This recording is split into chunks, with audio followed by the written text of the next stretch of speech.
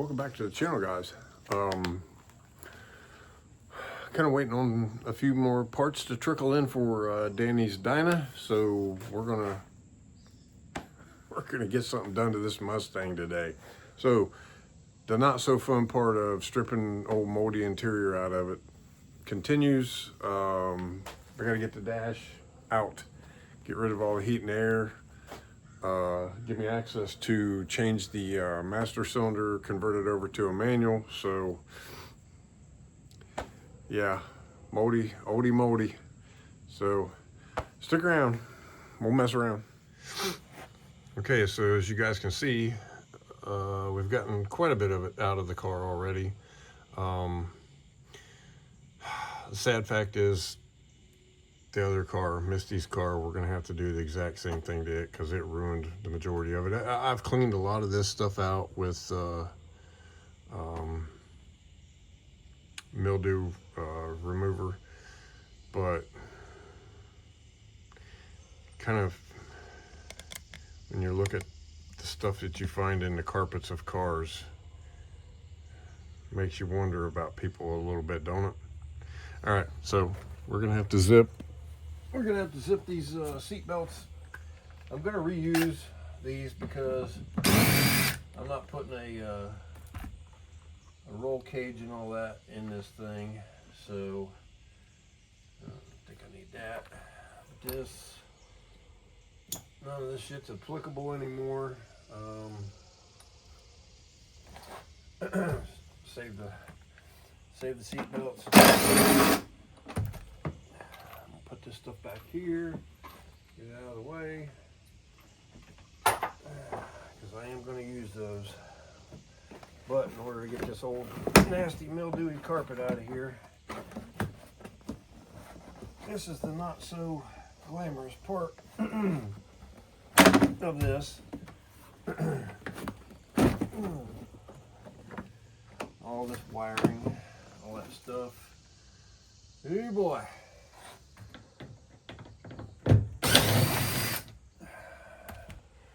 I'm going to save those passenger side ones in a parts box somewhere.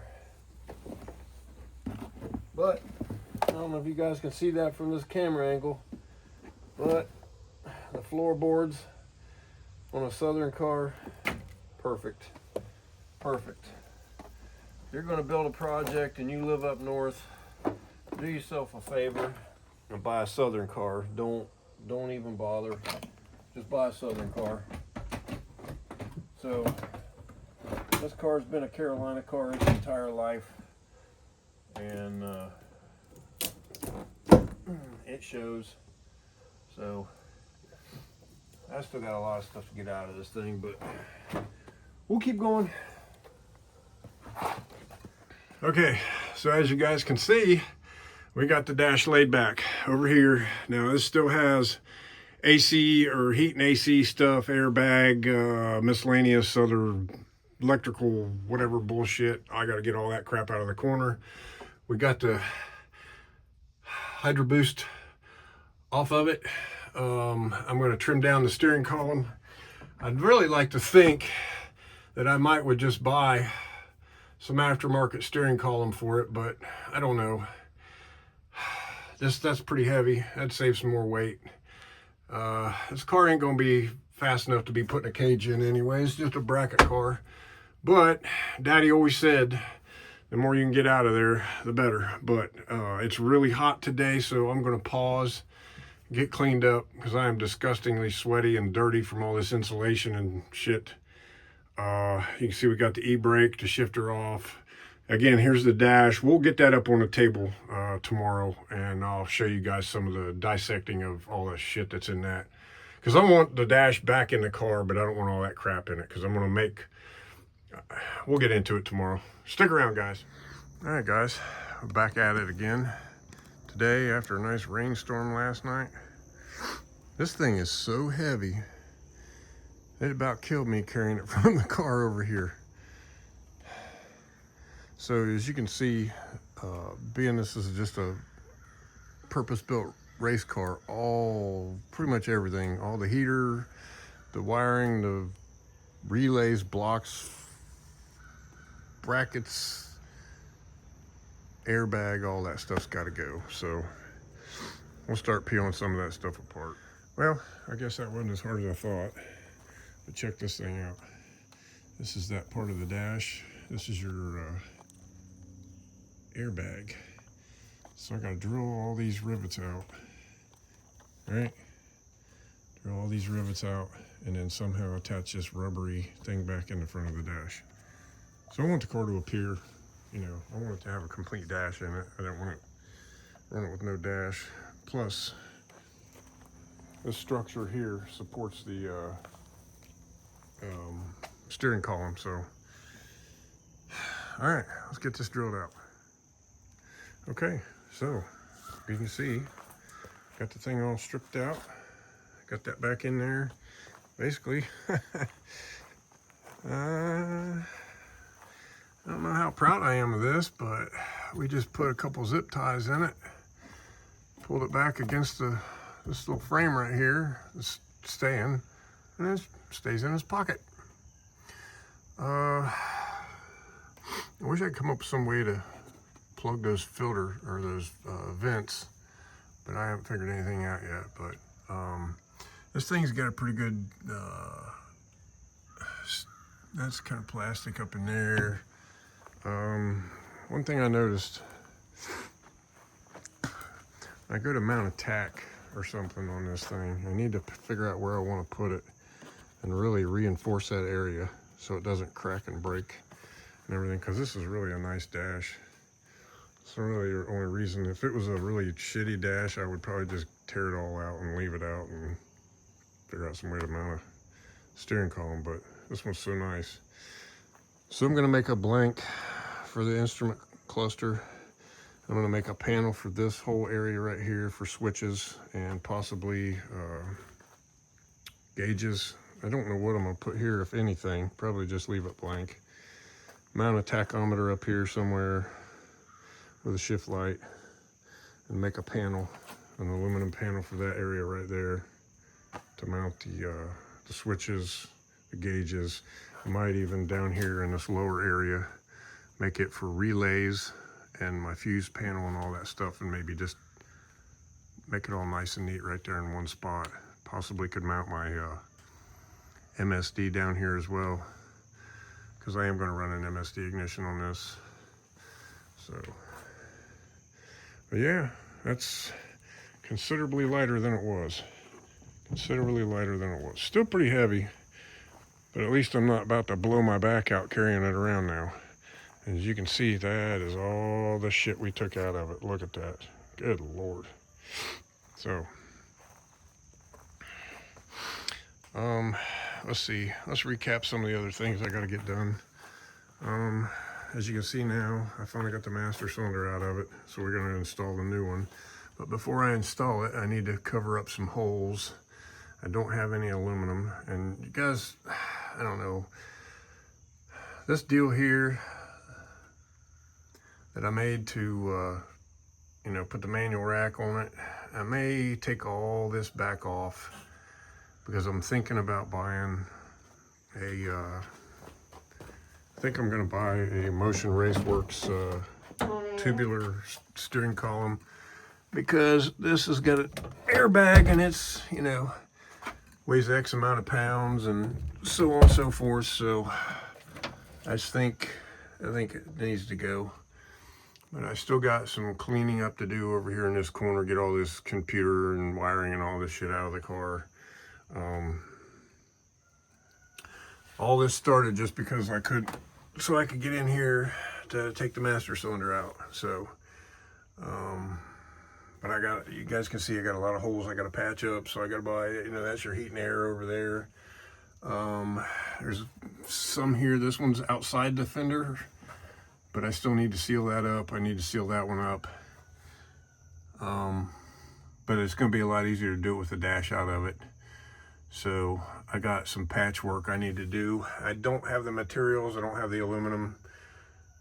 So I need to get some aluminum and some rivets.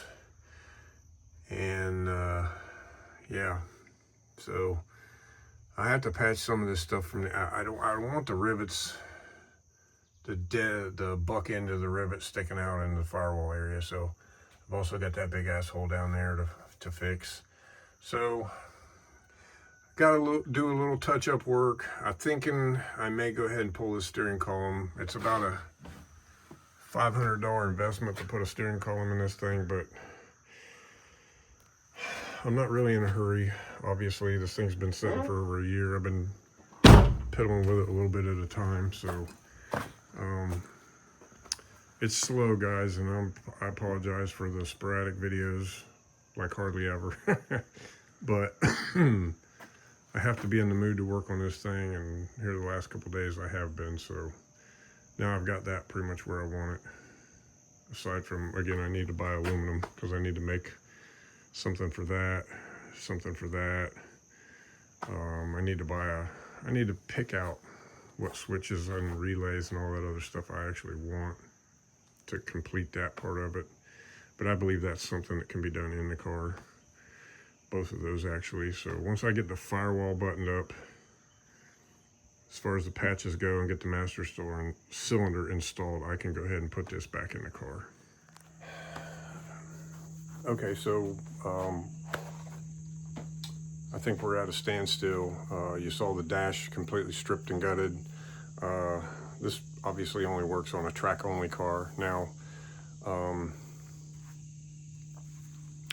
even if you wanted to drive one of these on the street doing all this, you can still, I mean, it takes some experience, but you can wire in turn signals, brake lights, headlights, horn. I got to wire in the power windows on this thing because there's just no manual window doors available, and quite honestly, I'm not trying to paint this car. It does have some fade and some peel on it, but when it's washed up, it actually looks pretty good. So I'm not trying to paint the car. I'm not trying to have green doors on it from a V6 with manual windows, or even if you can find them, whatever. Back to the point, sorry. Dash is completed. It's ready to go back in the car, but I have to patch all these holes. And it's going to be extremely easier to do with the dash out of it. I also still have to install the manual master cylinder. Again, patch the holes first because it's easier to get to them around the master cylinder, then put the master cylinder in. So I don't have the aluminum and I don't have the right rivets. So I'm out of supplies.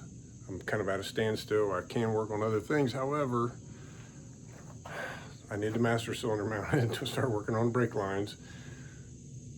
And I need to get the frame connectors purchased for this car before I run the brake lines, because actually with the ABS, the rear brake lines come up over the passenger side of the car, master cylinder's on the driver's side. So I need to reroute a new brake line up the driver's side of the car.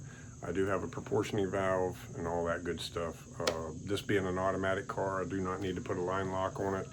Proportioning valve will be set so that I can just power brake it to do burnouts. Been doing that for decades with cars, doesn't hurt anything. Now, if it was a straight gear, if it was manual, I would need a line lock, but mainly for the launch and for the burnout, but not on this one. This one's an automatic. So Misty would be the real man of the bunch with her car, driving that 5-speed. I'm kind of jealous, I'm not gonna lie. I'd like to have mine be a 5-speed as well, but I know me and I break shit, so, and she may very well break shit too, but I know I will destroy a T5 in a heartbeat. So I don't have TKX, face-plated TKX money, and I don't know. Anyway, I think we're gonna wrap this video up here. I'm gonna start seeing some more progress on this car because some of the other things that I've been doing are at a standstill, so now I'm switching gears. I can really only tolerate one project at a time, even though I have multiple ones. I can only work on one at a time.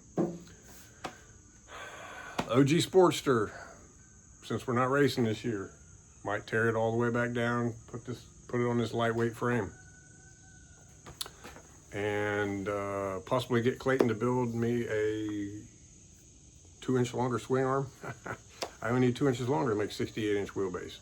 So over the winter, that bike is definitely going to get reborn again, mainly cosmetic and some more just things to make it lighter and the right wheelbase. So thanks for watching, guys.